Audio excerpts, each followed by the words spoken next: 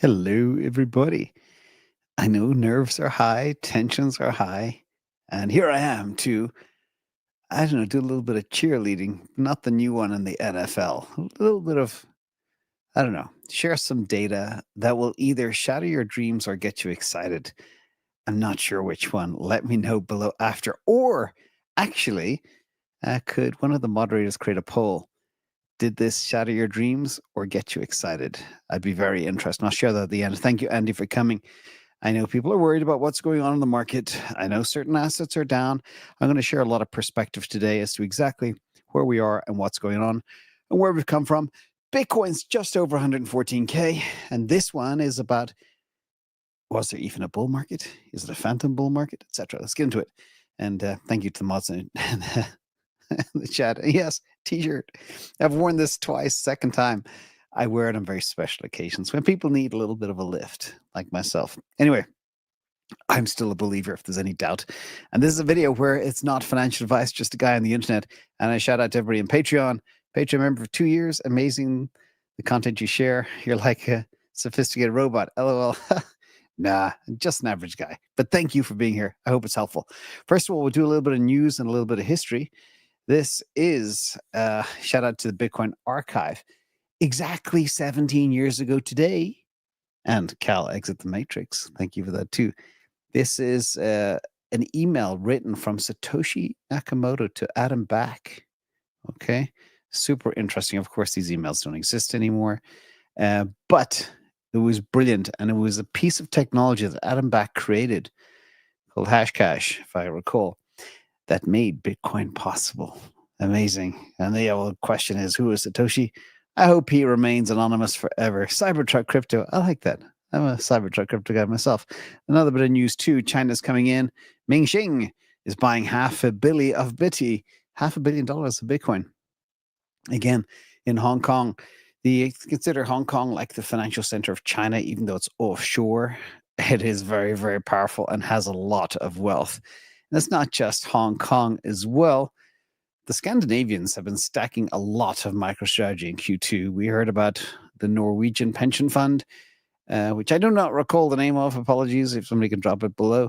And this one, this is Swedbank, which is a $100 billion Swedish bank, increased their stake by 32%, worth over 32 million, as people all over the place still have faith. And yes, I know MicroStrategy is weak, Bitcoin's weak, but it's actually not that weak. But let's get into the story first of all. I'm going to talk about returns and where we are. First of all, second of all, I should say, August returns are still positive. In fact, this was measured a few minutes ago before Bitcoin hit 114,000. So it's actually probably a 0.3, 0.4% right now returns for August. So still positive. And August historically is weak. It's down about 0.6% if history repeats. But I want to get into the whole story. And shout out to this one too. This is from CPASK, which is the inspiration for this video today. What he did was he mentioned a very interesting analysis. This is Bitcoin market cap measured in ounces of gold. Super interesting ratio here. And if you look at the previous cycles, 2013, and this is basically the time series of where we are in the particular bull run as well. But you can see 2013 in the light green, then we have 2017 in the red, then we have the manipulated cycle in the blue, which was a double top, but again, manipulated.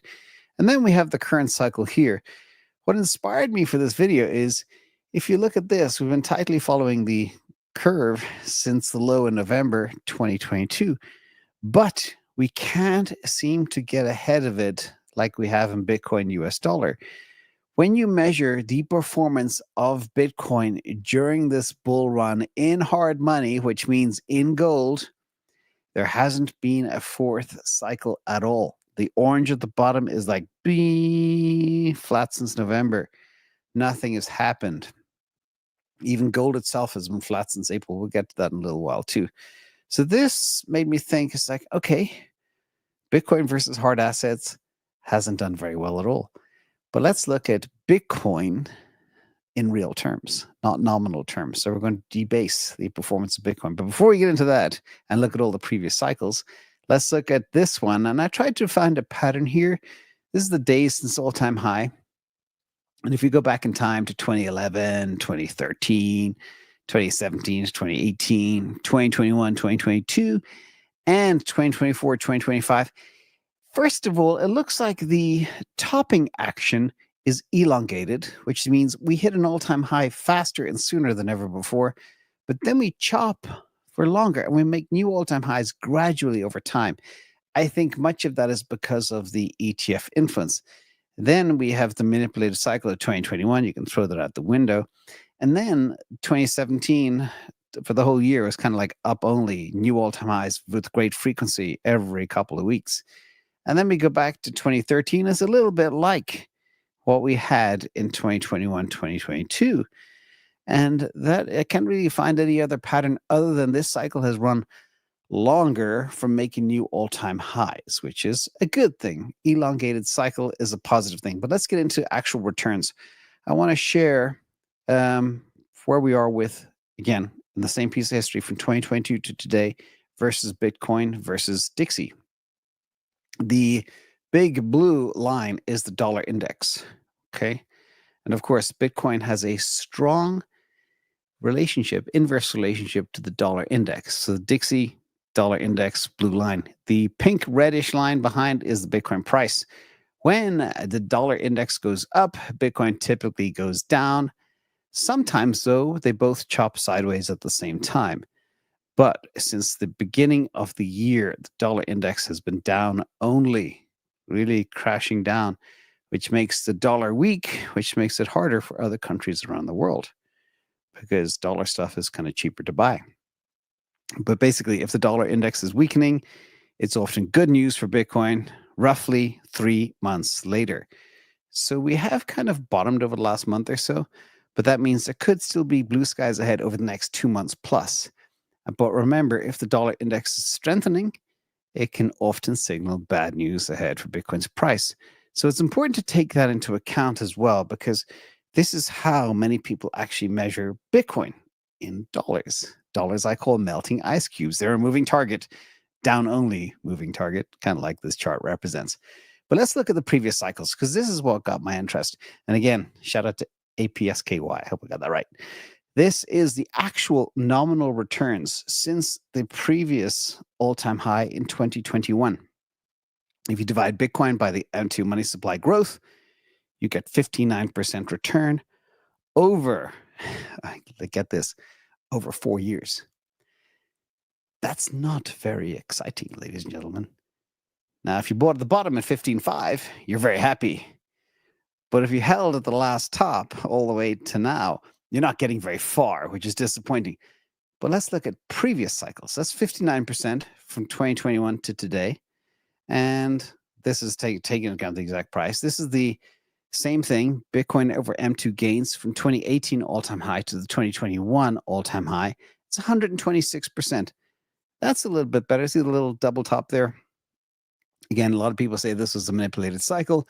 It would have gone a lot higher if it wasn't so manipulated by bad actors in the space. Can you imagine that? If we were, like a lot of people are calling for 100 grand, I think I called for 89,000 in the previous cycle. We got to 79,000. So we're missing by, was it 69,000 or 79? I can't remember. It's 5 years ago. Anyway, 4 years ago. Doesn't matter. The point is, if it did go higher, like closer to 100 grand, that means this return today would be even less, maybe even zero, depending on exactly how high we got. And let's look at the previous cycle to that. This is where it gets a bit different. The Bitcoin over M2 gains 2013 all-time high to 2018 all-time high, 1,138%. That was pretty bonkers. Now, there's a couple of things you have to take into account. Is during this time, there wasn't crazy money supply. Remember, during this window and part of this window, 40% of all dollars were created since 2020, since March 2020, which is insane. And that means the debasement is pretty heavy for this up until part of 2021 and also part of 2022 from here. We measure this as well. So remember that. So looking at all of this combined, the question I have is to look at the returns to summarize 59% so far since 2021. Then we have 126% from the 2018 to 2021 cycle. Not bad, or should I say better. Not perfect, but better. And then we have 1,138% from the 2013 to 2018 cycle. So the question is this even a bull market? Does it really even warrant calling a bull market? And this made me think, it's like, okay, let's look at a point in time. Let's go back to where we were back in April. We had a big dip. And let's compare the last 4 years of returns of 59% in real terms compared to what we got over the last, say, 3 or 4 months. And this gets kind of crazy. So if we look at April, we had the tariff tantrum, but we had crazy set of returns. So this is a couple of things, and I must apologize. I forgot to add one asset, but it doesn't matter. It's just for illustration purposes. But people are quick to forget how low we were recently. And they are very quick to panic as well. Bitcoin shoots up to nearly 125K, falls down to 113K. People lose their minds. But here's a tally of the gains since the April bottom, around middle of April, when the tariff tantrums caused the market to freak out. Solana's up 78.44%. Bitcoin's up 49.8%, 50%. 50% since middle of April. Remember, we've only done in real terms 59% in over 4 years. So the question is, wow. And this is the importance of timing the markets and buying dips as well, because you can make a lot in a short window of time. Tesla, 40.58% since April. MicroStrategy, 39.24%. I want to stress this. MicroStrategy has underperformed Bitcoin by 10%. And yes, it's not kept pace with Bitcoin because the NAV premium has taken a hit, but it's still hanging in there. Okay, it's not dead by no stretch of the imagination. NASDAQ, 35.39%, and gold made 11%. So that's kind of the quick perspective of where we are and why sometimes waiting for 4 years can be quite painful. And in real terms, the returns can be quite depressing. Okay, so the question is that I'm trying to get to, have we even had a real bull market yet? Or will we not even have one at all? That's the question. So again, I hope somebody's putting that poll together. Did they do that? It'd be interesting to see. Anyway, let's get into some other data too. When we look at the Pi cycle top indicator, which historically has nailed the tops pretty good, there's a strong relationship between the 111-day moving average, which right now is just, call it $110,000. So if Bitcoin were to dip $4,000, exactly 4,000, we'd be at that 111-day moving average. And remember, the 100-day moving average, the 200-day moving average is over 100,000 as well now as well. So these are sometimes considered pretty good support levels. But if you look at this chart, that teal line, I hope that's the right color, the greeny, bluey color, it looks like Bitcoin price hovers around that 111-day moving average. And during bull runs, it spikes a good bit above it to 2 times the 350-day moving average. And that is the purpley line. That is actually $185,989. Historically, we always hit that. Sometimes we even went a good bit above it. This time, we are nowhere near it, okay? The other interesting point I pointed out the other day, if you look at the 200-day moving average versus the all-time high, at this stage of the bull run, we are only 14% above the 200-day moving average. Historically, we were 3 to 4, 5x times the 200-day moving average on a spike. So this bull run, we have had zero spike, very low volatility, no euphoria whatsoever. And the question is, are we going to get it? All right. Or is this working out as a perfect bull trap? Okay. This is the psychology of investing. People have very frail minds and they can get beaten up by the markets psychologically.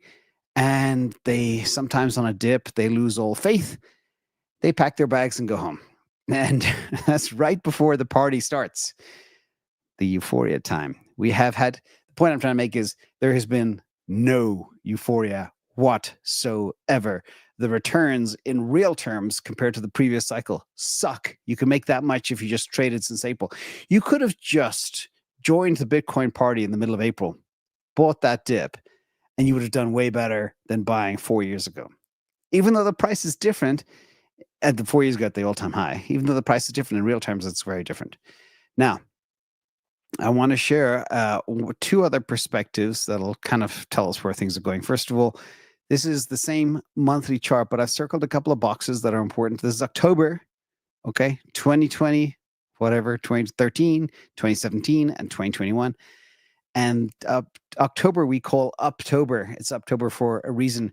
In 2013, 55% returns. In 2017, 48% returns. In 2021, 40% returns.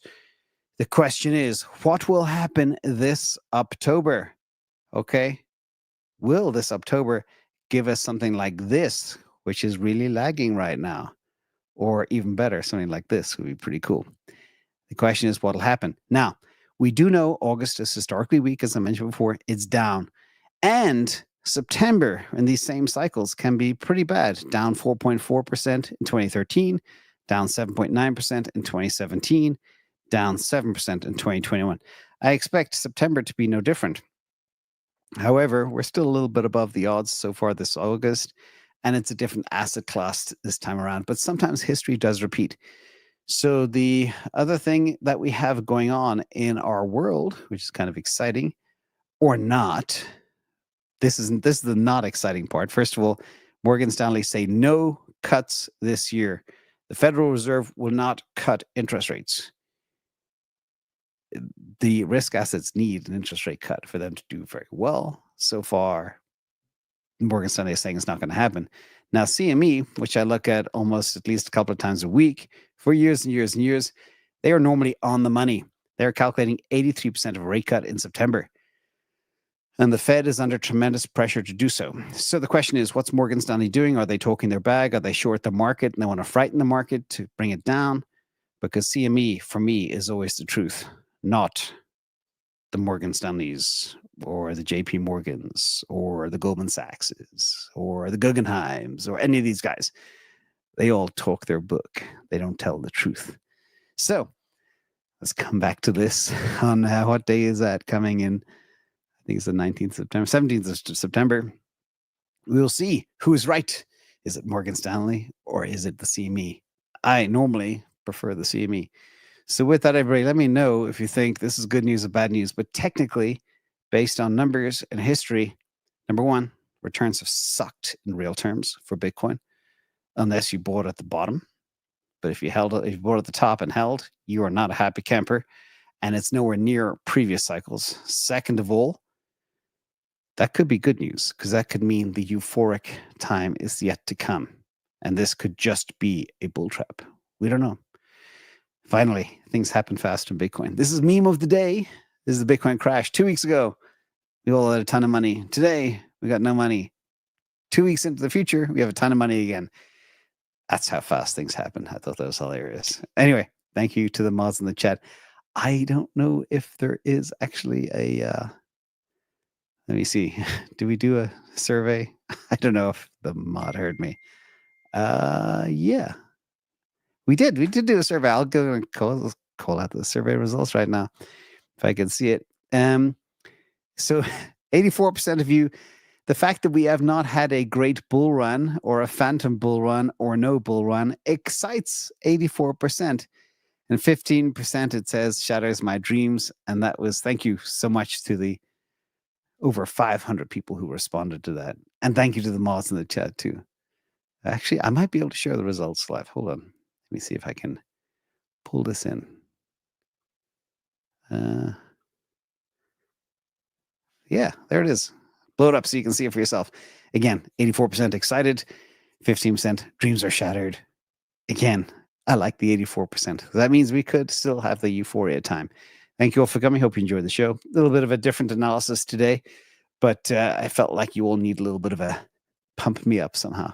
Thank you, Sean D, T&D Tesla, K8, Beardy Day Freedom, and everybody else for coming. And Saul Strider, Andy Yunka, Mary Magdalene, GQ Trader. Mary Magdalene, haven't seen you in a while. Cybertruck Crypto. Fubar. Yeah, Fubar, good term. And Renato, where are you? No, Renato, who are you? Thanks all. Have a good night. Bye.